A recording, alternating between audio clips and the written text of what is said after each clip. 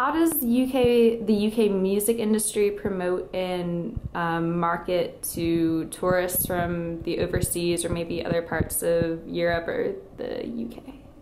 Well, there's obviously a great history of pop music in the UK, so tourists are interested in that. So, I mean, the obvious example would be Liverpool, which is, I mean, the airport is even named after John Lennon. You have the Cavern Club and the museum and all of that. Mm-hmm. You have Manchester also has a specific musical heritage. Mm-hmm. So you have venues there that are still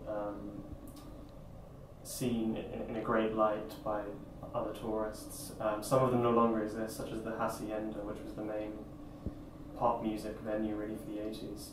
But you can do tours of the city. There are specific tours that are set up for tourists to go around and see areas where people from the Smiths and the Happy Mondays and New Order and Joy Division grew up, where they played their first gigs, all of that, how important the city was to them, the industrial mindset and all of that. So anywhere that has a history with pop bands will have that, and obviously London has that in spades as well. Mm-hmm. So in London you have Carnaby Street, which is where the Beatles shop used to be.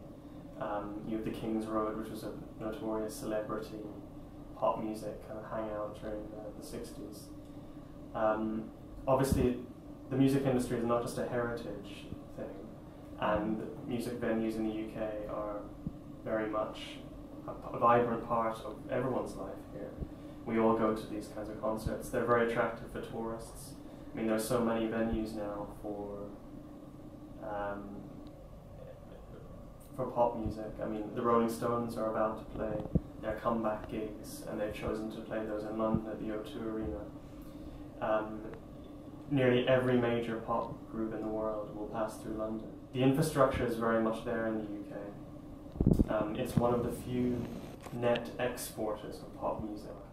So it is a vital part of British life, and it's very attractive to tourists. They want to, I mean, tourists will go down to Abbey Road and Mm-hmm. participate in reenacting Right. the cover of the album. Things like that make, from the point of view of the tourist, it makes them feel as if they're really a part of the history and the continuing kind of life of pop music in Britain.